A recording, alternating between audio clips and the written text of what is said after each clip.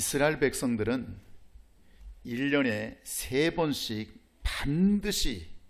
반드시 하나님께 자기를 보여드려야 됩니다.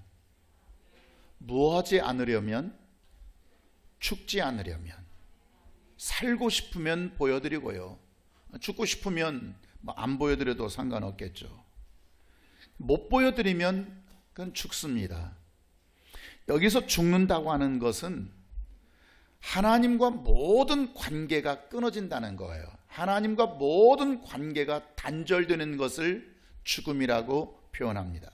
그러니까 하나님과 관계가 끊어진 자가 기도해본들 무슨 응답을 받을 수 있겠으며, 하나님께 뭘 충성해본들 그게 하나님께 상달이 될 수 있겠으며, 하나님께 뭘 달라고 해본들 하나님께서 아유 줘야지 하고 여러분 주실 수 있겠어요?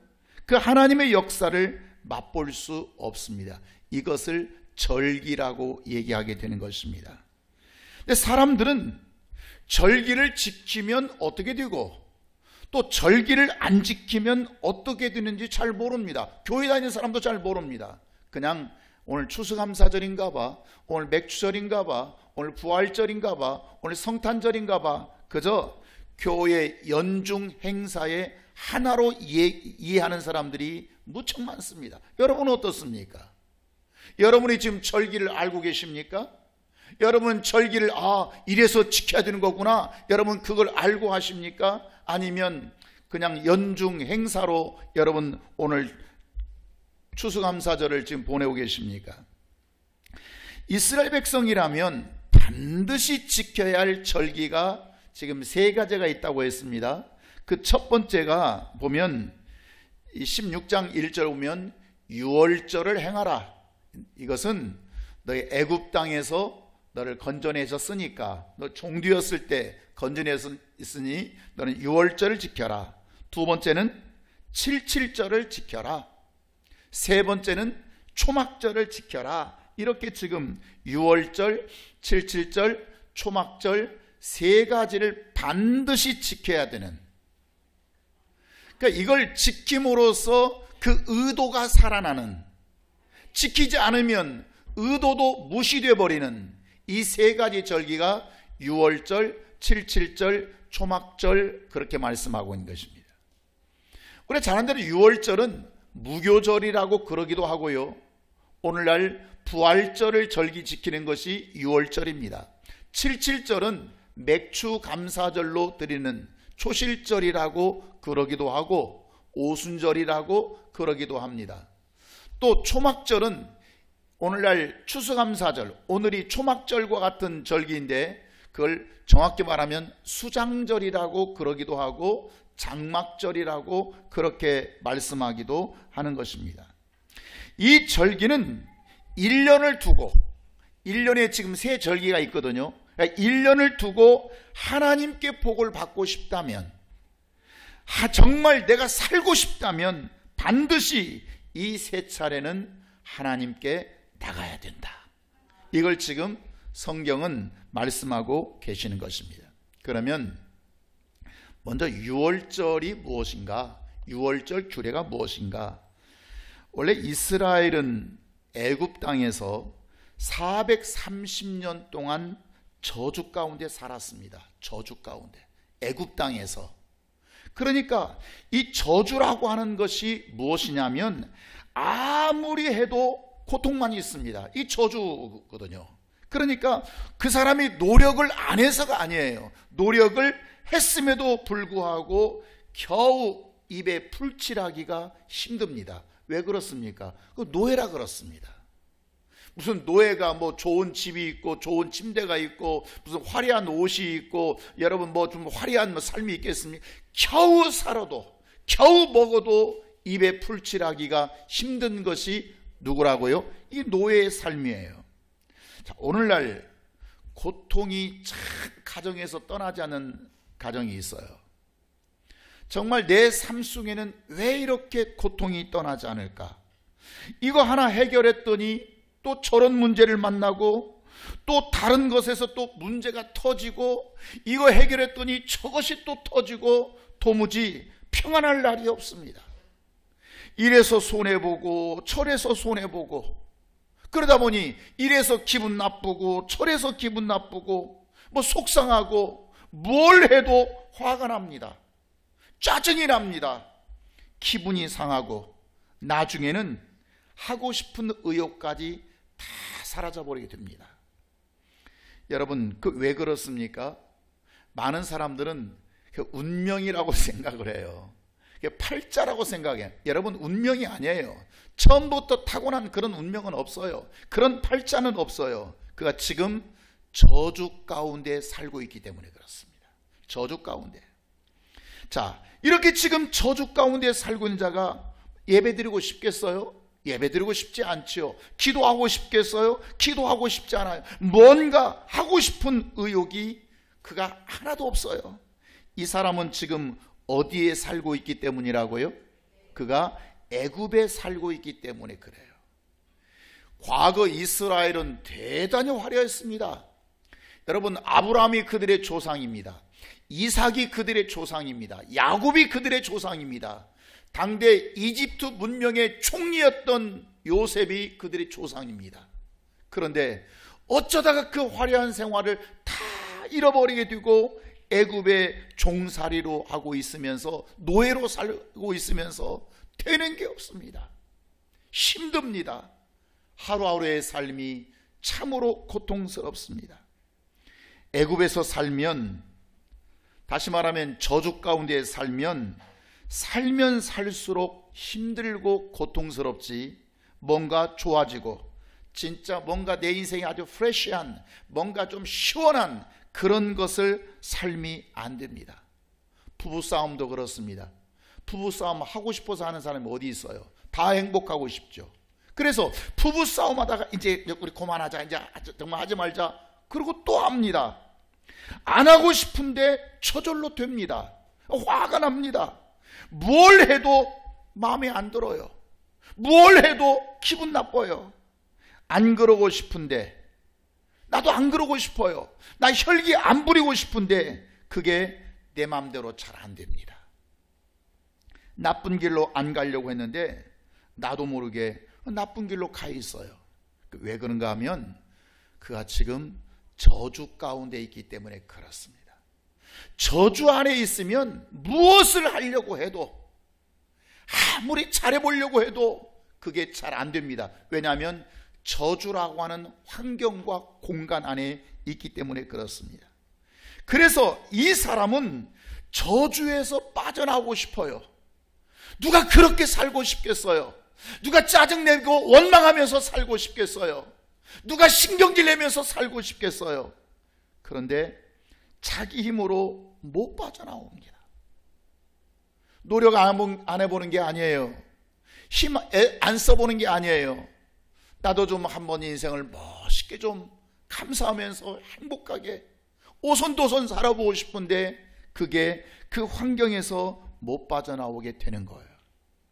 그래서 누군가 그들을 빼내줘야 나올 수가 있습니다. 빼내줘야. 안 빼내주면 못 나옵니다. 사망과 저주의 애굽에 있는 그들을 모세가 빼내줘야 나올 수가 있는 거예요. 모세라고 하는 사람이 안 빼내주면 여전히 그렇게 살아야죠. 신경질 내고 짜증내고 입에 풀칠하기도 힘들고 그렇게 고통 속에 살아야죠. 그런데 모세라고 하는 사람이 그 애굽의 삶의 저주에서 빼내줘야 되고, 예수 그리스도가 빼내줘야 되고, 목자가 빼내줘야 되고, 인도자가 빼내주어야 그들이 그 저주 가운데서 빠져나올 수 있다는 거예요. 안 빼주면, 못 빼내주지 않으면 그는 결코 거기서 스스로 못 빠져나옵니다. 스스로. 우리가 보통 신앙생활이라는 게 있고요, 교회생활이라는 게 있어요. 신앙생활은 교회생활에서 출발해서 좀 더 깊게 하나님과의 관계가 연결되는 것을 신앙생활이라고 하는데, 그 전에 먼저 교회생활이라고 하거든요. 그런데 여러분, 교회생활이라고 하는 것은 나 스스로 못 빠져나와서 인도자의 손을 잡고 빠져나와야겠다. 내가 할 수 있으면 다 해버리죠. 근데 어떤 때는 내 마음대로 내 성격이 안 다스려질 때가 있어요. 어떤 때는 내 환경이 안 다스려질 때가 있어요. 그럴 때 내가 인도자의 손을 잡고 내가 한번 이 환경에서 빠져나와야겠다. 나도 새로운 뭔가 세계를 봐야겠다. 그 사람이 지금 교회 생활이 시작된 사람인 것입니다.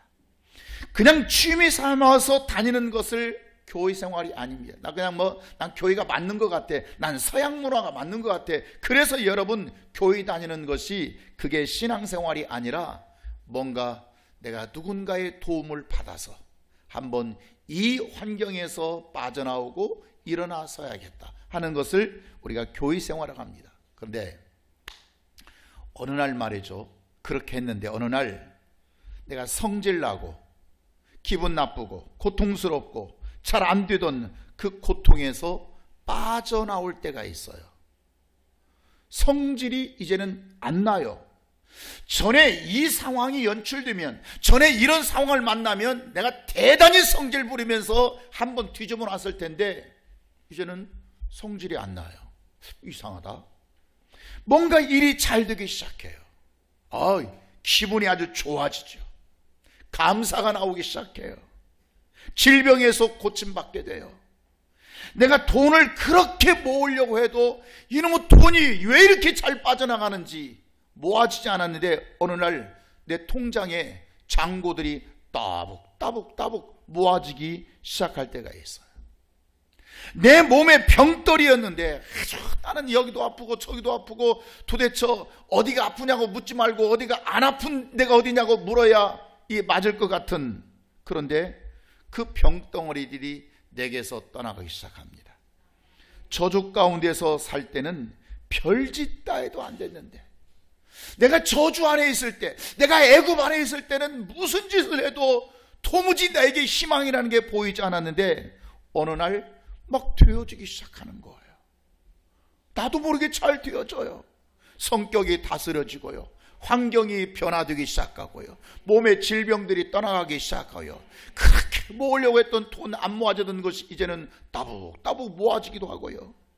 왜 그러냐면 지금 그가 저주 가운데서 빠져나왔기 때문에 그래요. 저주 안에 있는 것과 저주를 빠져나온 그 삶은 이렇게 다르다고 하는 거예요. 이것이 바로 유월절을 경험한 자, 부활절을 경험한 자라고 말합니다. 따라 유월절을 경험한 자, 그건 이미 지금 무엇을 경험한 자예요? 유월절을 경험한 자가 되는 거예요. 고통에서 빠져나온 것이 내 노력으로 되는 게 아니에요. 예수의 보혈로 빠져나오는 것이고요, 유월절을 통과해야 빠져나올 수가 있는 것이고요, 유월절의 어린 양을 통과하지 아니하면 목자의 인도를 통해서 빠져나오는 것이지, 만약에 그들 인도자가 없고 보호자가 없었다면, 모세가 없었다면 절대 못 빠져나옵니다. 그런데 거기에서 빠져나오고 보니까 애굽에서 주의 종노릇에서 빠져나온 것이 정말 은혜였구나, 정말 은혜였구나. 그때 깨닫게 되는 거예요. 언제? 빠져나왔을 때. 애굽에 있을 때, 내가 저주 아래 있을 때 이게 은혜야? 그거 거짓말입니다. 그거 말장난입니다. 정말 그 환경에서 빠져나왔을 때, 그때 비로소 내가 은혜 받았구나, 내가 은혜였구나, 그때 알게 되는 거죠. 옛날 생각하면 지금의 나의 삶이 참 은혜다. 옛날에 비하면 내가 지금 상상할 수 없는 축복과 은혜 가운데 있다. 옛날에 내가 애굽에 살 때는 내가 저렇게 살 수밖에 없는데 내가 유월절을 통과해서 모세를 통해서 내가 거기 인도자를 통해서 빠져나오고 보니 내가 이런 삶을 살게 되구나. 말도 안 될 것만큼 내 가정에, 내 직장에, 내 영혼에, 내 삶에 저주에서 축복으로 변하게 되는 것을 알게 되는 거예요. 그러니까 인도자가 전하여 주는 말씀이 있었기 때문에 빠져나올 수 있게 되는 것입니다. 인도자가 전해주는 말씀이 있기 때문에 내 생각이 변하는 거예요. 내 가치관이 변하는 거예요. 누구 말도 잘 안 듣던 사람이에요. 친구 말 안 들어요. 또 오빠 말도 안 들어요. 그런데 뭔가 하나님의 말씀을 듣고 나니, 야, 그러면 내가 이렇게 변해야 되겠구나. 나도 이렇게 한번 살아봐야 되겠구나. 그래서 다른 삶으로 변화시키게 되는 것입니다. 한 5년 전에 코로나가 있었습니다. 이 코로나 시절에 정부에서 교회에 대한 핍박이 은근히 있었습니다. 자, 여러분, 코로나 시절에 여러분이 다른 교회에 있었다면, 여러분 다른 교회를 만약에 다녔다면 그 인도자를 따라서 여러분 예배 쉬었을 것입니다. 여러분 기도도 쉬고 모임도 쉬는 엄청난 죄를 범할 뻔했습니다. 사람들이 교회 안 나가는 것이, 예배 안 드리는 것이 죄라고 모르는 사람이야 그게 뭐 죄겠냐 그러겠지만, 아는 사람은 그렇습니다. 그래, 여러분이 이 교회에 있었기 때문에 여러분 믿음을 갖고 예배를 드리게 되었고, 예배와 기도를 쉬는 죄를 우리가 범하지 않게 된 것입니다. 이해하시겠습니까? 고통에서 빠져나온 자는 유월절이 바로 이루어진 자가 된다고 하는 거예요. 그러면 유월절이 이루어진 자에게는 이래서 좋고 저래서 좋고, 옛날에 비하면 항상 할렐루야 합니다. 옛날에 내가 저렇게 살 수밖에 없었는데 내가 이 믿음을 가지고 이 환경 속에서 이 축복에서 살 수 있는 거, 이건 참 은혜다. 이거 할렐루야다. 할렐루야. 두 번째는 유월절을 통해서 지금 애굽의 삶 속에서 빠져나왔습니다. 그 빠져나온 곳이 어디입니까? 광야입니다. 광야. 이 광야라고 하는 것은 어떤 곳이냐면 은혜로 사는 곳이에요. 은혜로. 은혜 아니면 살 수 없는. 왜냐하면 이 광야라고 하는, 여러분 뭐 시나이 반도 가보신 분도 계시겠습니다. 이집트입니다. 그런데 이 곡식이나 식물을 전혀 심을 수 없는 아주 물이 부족한 사막입니다. 이 사막, 이 광야라고 하는 곳은 사람 살기에는 매우 열악한 환경입니다. 낮에는 뜨거운 햇볕, 밤에는 견딜 수 없는 추위, 이런 환경 속에서 그들이 생존할 수 있었던 것은 전적인 하나님의 은혜입니다. 아멘. 하나님의 은혜.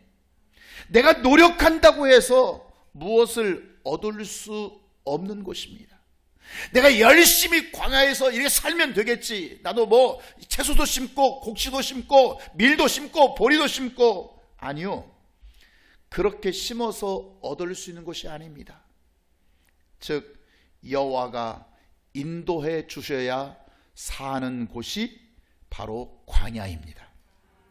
그래서 하나님께서 그들에게 무엇을 주셨습니까? 하나님께 그들에게 뭘 주셨습니까? 자, 그래서 하나님께서 무엇을 주셨냐면, 자, 첫 번째 출애굽기 16장 30절 뭘 주셨죠? 정말 맛은 꿀 섞은 과자 같은, 꿀 같은 만나를 주셨습니다. 또 단백질 보충을 위해서 저녁에는 뭘 주셨어요? 메추라기를 주셨습니다. 그러니 지금 만나를 하늘에서 내려주시고 메추라 주는 것이 뭐 농사하고 뭐 길러서 수고해서 하는 게 아니지 않습니까? 또 두 번째는 뜨거운 햇빛과 이 혹독한 밤의 추위를 위해서 낮에는 구름 기둥으로, 밤에는 불 기둥으로 그들을 보호하고 지켜주셨죠. 만약에 그 뜨거운 사막에서 구름 기둥이 없었다면 그건 죽을 수밖에 없습니다. 밤의 추위에 떨고 있을 때 불기둥으로 그들에게 난로를 피워주지 않으면 그들은 죽습니다. 그런데 하나님은 그들에게 지켜주셨습니다. 무엇으로 구름기둥을 만들고 무슨 노력을 해서 무슨 과학이 발달했다고 그들이 구름기둥을 만들고 불기둥을 만들겠습니까? 세 번째는 신명기 8장 4절 보시면 무려 40년 동안 광야의 거친 길에서도 내 의복이 헤어지지 않고 내 발이 부릅뜨지 않도록 그들을 지켜주셨습니다. 필요한 것을 공급해 주시고 삶의 환경을 공급해 주십니다. 여러분, 지금 이 세 가지 공통점 보세요. 만나와 메추라기, 두 번째는 구름기둥과 불기둥, 세 번째 40년 동안 의복과 발이 부릅뜨지 않고 걷게 하신 이 세 가지 공통점은 지금 사람이 만들어낼 수 있는 거예요? 기적이에요? 기적입니다. 사람이 노력해서 할 수 있는 것도 있고요, 노력을 죽었다 깨어나도 해봐도 못하는 게 있어요. 이건 기적입니다. 하나님이 만들어 주신 것입니다. 그래서 그들이 광야 40년 동안, 애굽에서 나와가지고 광야 40년 동안 가게 된 것은, 그 광야 생활은 전부 다 은혜로 사는 곳이었다. 은혜로 사는 곳, 은혜로 사는 곳, 그게 광야라는 거예요. 우리가 인생을 말할 때 시인들이 그렇게 표현하지 않습니까? 광야 같은 인생, 광야 같은 삶. 그러니까 이 광야라고 하는 그 삶은 무엇으로 사냐면 은혜로만 살 수 있는, 하나님이 은혜 주셔야 사는, 하나님이 은혜 주시지 아니하면 하나도 얻어낼 수 없는 것이 광야라고 하는 곳이라. 그런데 주신 은혜를 그러면 감사하고 살아야 되겠어요? 감사 없이 살아야 되겠어요? 근데 사람은 자꾸 뭘 달라는 거예요. 자꾸 뭘 더 달라는 거예요. 옛날에 저 애굽 땅에서 저주 아래 살다가 빠져나와서 이렇게 사는 것이 감사하잖아요? 행복하지 않습니까? 축복 아닙니까? 옛날에 비하면 말이죠. 지금도 사는 것이 고생스러운 것도 있지만 옛날에 비하면 지금 얼마나 놀라운 은혜요, 축복이에요. 얼마나 감사하잖아요. 근데 꼭 사람들은 뭘 더 요구합니다. 글쎄, 감사하기는 한데요, 다리도 아프고요, 광야 걷기가 힘도 들고요. 그래서 감사하기는 하지요. 글쎄, 남편이 돈 벌어오게 고맙기는 한데요, 좀 더 벌었으면 좋겠고요, 성질 덜 냈으면 좋겠고요. 감사하기보다는 자꾸 뭔가를 바라는 게 있어요. 이렇게 됐으면 좋겠고요, 저랬으면 좋겠고요. 바람이 많아지고, 그래서 그 바람대로 안 되면 짜증납니다. 신경질 납니다. 또 애굽으로 돌아가려고 합니다. 여러분, 이스라엘 백성들이, 여러분 성경을 아시는 분, 모르신 분은 할 수 없지만 아시는 분들은 이스라엘 백성이 광야에 나왔다가 다시 애굽으로 돌아가려고 했던 사건이 있다는 걸 여러분 기억하시죠? 꼭 그렇게 살려고 해요. 아니, 애굽에서 노예로 살 때, 저주 아래 살 때보다 지금은 천국이란 말이에요. 물론 고생해요, 지금 광야의 삶도. 그렇지만 전에 비하면, 과거에 비하면, 비교해서 보면 이거 정말 할렐루야인데, 그걸 감사해야 이제 더 다른 것을 얻어낼 수가 있는데 감사하지 못하고 자꾸 불평하고 원망하고, 여러분, 그러면 가나안 땅에 못 들어갑니다. 이 정도만 해도 더 바라지 말고, 이 정도만 해도 감사해야지, 이 정도만 해도 행복해야지. 여러분, 그걸 감사하고 깨닫지 못하면, 원망하면 가나안 땅에 못 들어가요. 그런데 욕심이 생겨요. 어떤 사람은 욕심을 부리고도 내가 지금 욕심 부리고 있는지도 모릅니다. 세상은 비전과 꿈과, 그러니까 자꾸 그냥 막 욕심 부리면 되는 줄 압니다. 그러면 그는 광야에서 죽습니다. 가나안 땅에, 젖과 꿀이 흐른 그 땅에 못 들어갑니다. 그래서 실질적으로 광야에서 죽은 사람이 많았어요, 없어요? 많았어요. 많이 죽었어요. 광야의 삶은 주신 은혜를 감사하고 사는 삶이에요. 지금 내가 살아가고 있는 이 삶은 더 필요하죠. 필요한 게 얼마나 많겠어요. 그러나 필요하기 전에 이미 주신 것 감사라는 거예요. 네가 염려함으로 키를 한 자나 더 할 수 있더냐? 네가 염려함으로 그냥 네가 욕심 부린다고 네가 무엇을 얻어낼 수 있느냐? 그러지 말고 감사해라. 광야의 삶을 감사하라. 너는 은혜로 사는 자이다. 그러면 하나님이 더 주신다. 아멘입니까? 세 번째, 이제 가나안 땅입니다. 가나안 땅. 적과 끓은 가나안 땅. 여러분, 가나안 땅이라고 하는 것은요, 드디어 내 땅이 생겼습니다. 가나안 땅. 자, 광야도 내 땅이 아니었어요. 애굽에서는 누구 땅이에요? 내 땅이에요? 바로 왕의 땅이에요? 세상의 원수 바로 왕의 땅입니다. 그런데 가나안 땅에 들어오니까 드디어 내 땅이 생긴 것입니다. 여러분, 이 애굽이나 광야는 내 땅이 하나도 없습니다. 그러니까 일을 해도 내가 거기서 일을 하면 소출이 생기지 않습니까? 그 소출이 다 누구한테 다 빼앗겨 버려요? 애굽 왕에게 다 빼앗겨, 바로 왕에게 다 빼앗아 가 버려요. 그러니까 내가 내 입에 풀칠도 못하고 살게 되는 거예요. 애굽의 삶은 원수 마귀가 다 빼앗아 갑니다. 아무리 열심히 일해도 소용이 없습니다. 그게 광야입니다. 그런데 이 광야의 삶은 하나님이 안 주시면 어떻게 내가 해볼 수 없는 삶이 광야였습니다. 애굽의 삶은 다 빼앗겨 버리게 되고요, 광야의 삶은 욕심 부린다고 되는 게 아니고 주셔야 받는 삶이에요. 만나를 주셔야 먹을 수 있고요, 메추라기 주셔야 먹을 수 있는, 이게 광야예요. 그러니까 하나님이 안 주시면 내가 노력한다고 애쓴다고 힘쓴다고 내가 얻을 수 있는 것이 아니에요. 하나님이 만나를 주셔야 먹을 수 있고요, 하나님이 메추라기 주셔야 단백질 보충할 수 있고요, 그들이 목마를 때 반석을 쳐서 물이 샘물이 터지게 하셔야 여러분 그 물을 먹을 수가 있고요, 홍해가 가로막힐 때 그걸 갈라줘야 건너갈 수가 있고요, 원수로부터 안 지켜주시면 살 수 없는 것이 광야예요. 그런데 드디어 젖과 꿀이 흐르는 가나안 땅에 들어갔습니다. 그랬더니 그 땅은 내 땅이 되고요, 내 소유가 된 거예요. 여러분, 기쁘겠어요? 안 기쁘겠어요? 얼마나, 처음으로 내 땅, 처음으로 내 땅, 처음으로 내 땅. 옛날에 우리나라는 농경사회였습니다.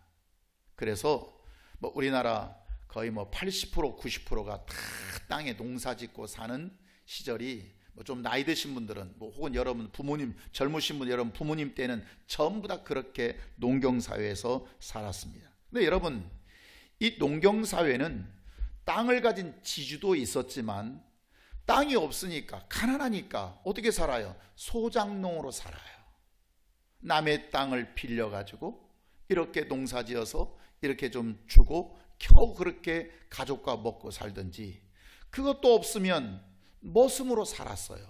여러분, 한국에 저 어린 시절에도 저희 집에도 머슴이 있었고요, 동네 보면 머슴들이 꽤 여럿이 있었다고요.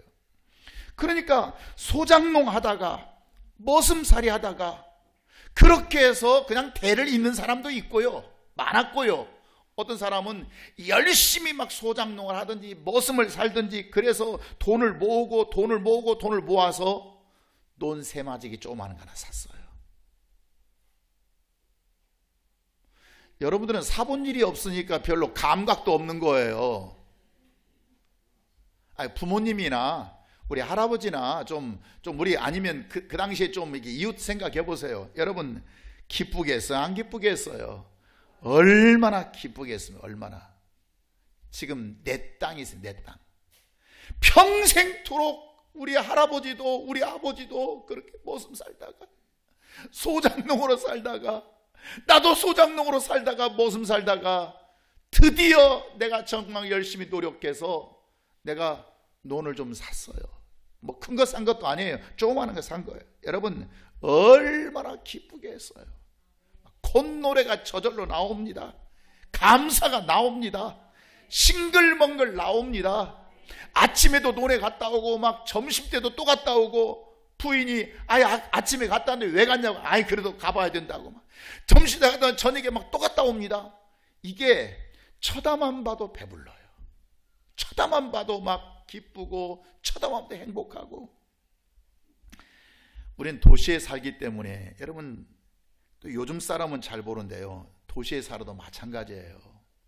지금은 은행 대출 제도가 참 잘 되어 있고 우리나라는 뭐 신용사회니까. 그런데 옛날에는요 신용사회가 아니었어요. 은행 대출 없어요. 그러니까 돈만 모아야 집을 살 수 있는 시절이 있었어요.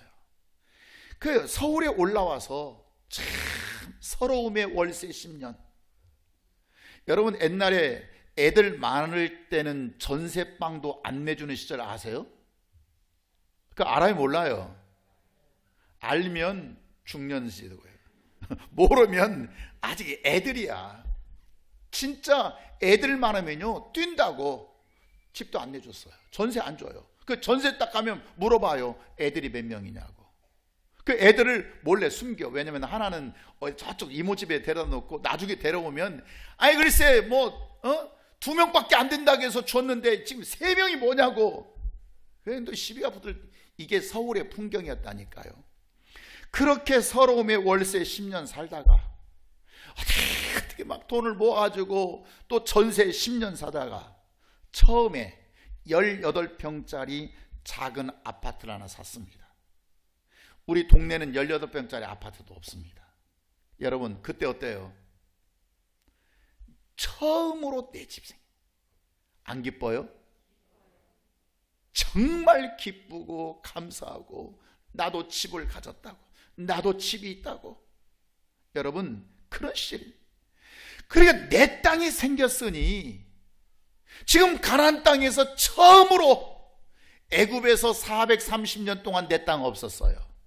광야 40년 동안 내 땅 없었어요.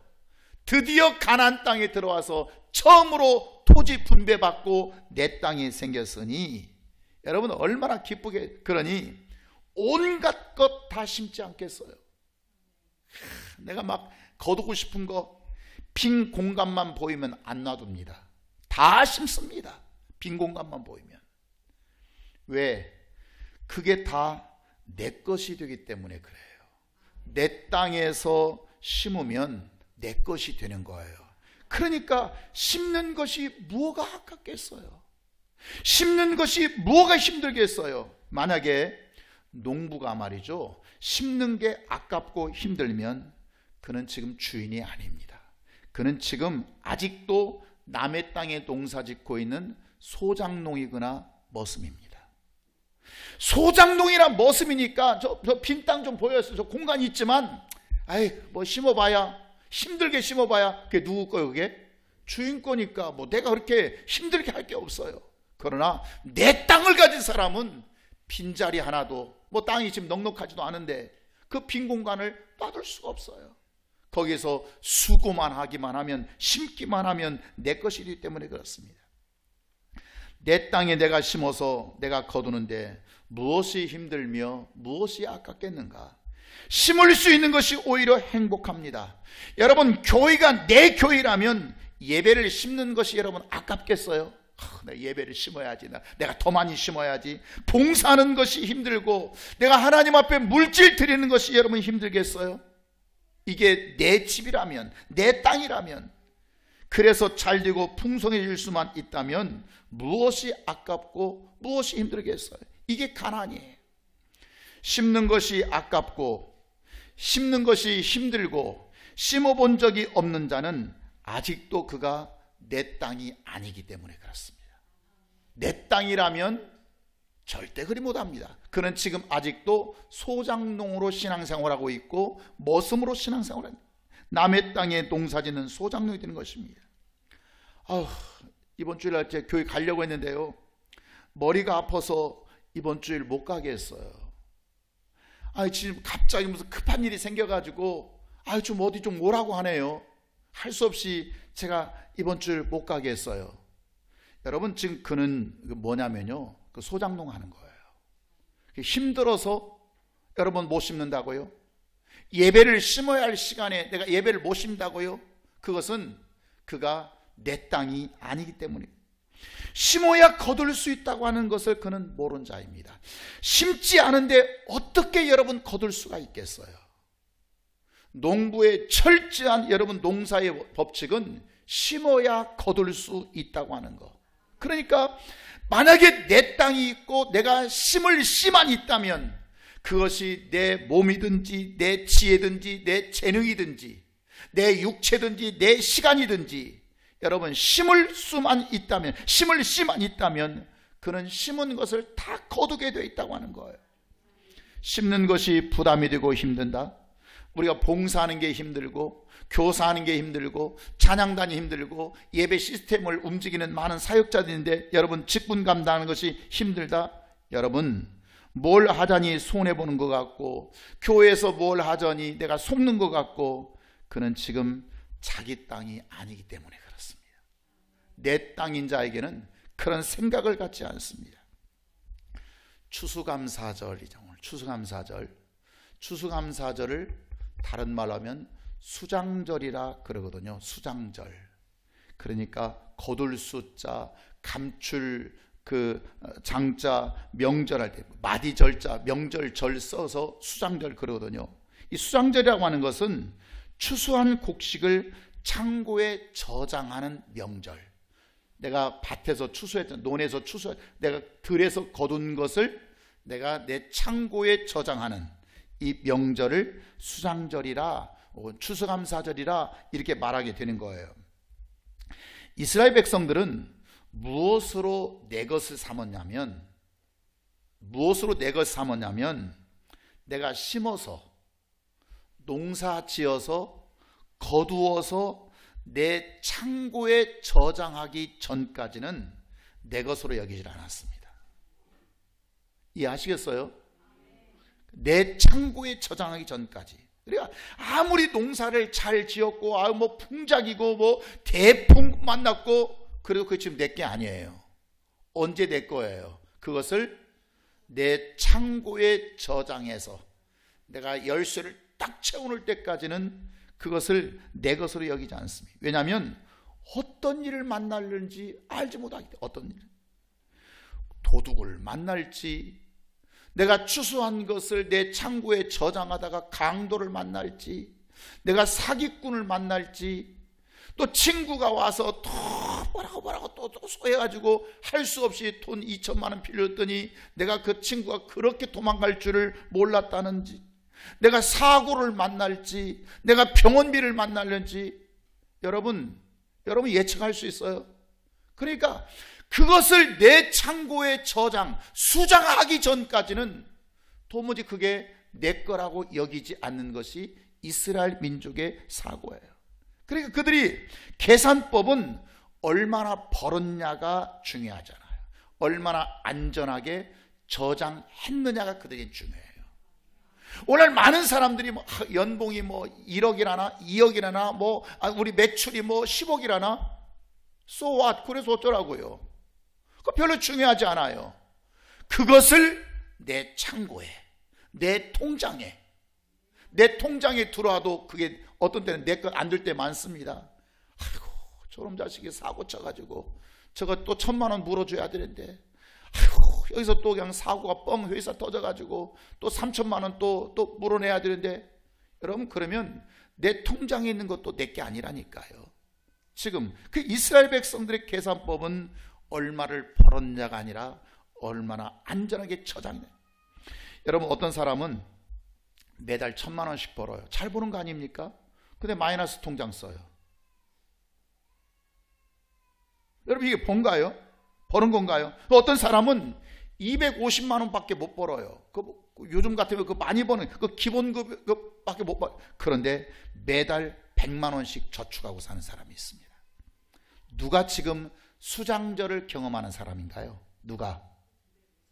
여러분 250만 원밖에 못 벌지만 매달 100만 원씩 탁탁 저축해내는 사람이, 이 사람이 수장절을 경험하는 사람인 것입니다. 사람은 눈을 가지고 있거든요. 눈을 보는 거 아닙니까? 그런데 이 사람의 눈이 굉장히 중요해요. 어떤 눈을 가졌느냐, 내가 지금 어떤 눈을 가졌느냐. 여러분 가난한 눈을 가지면요 모든 것을 전부 다 가난하게 봅니다.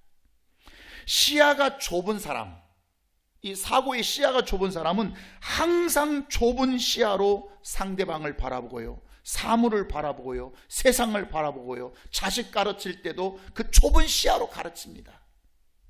병들고 상처받으면, 내가 상처가 많으면요, 항상 상처의 눈으로 사람들을 보게 돼요.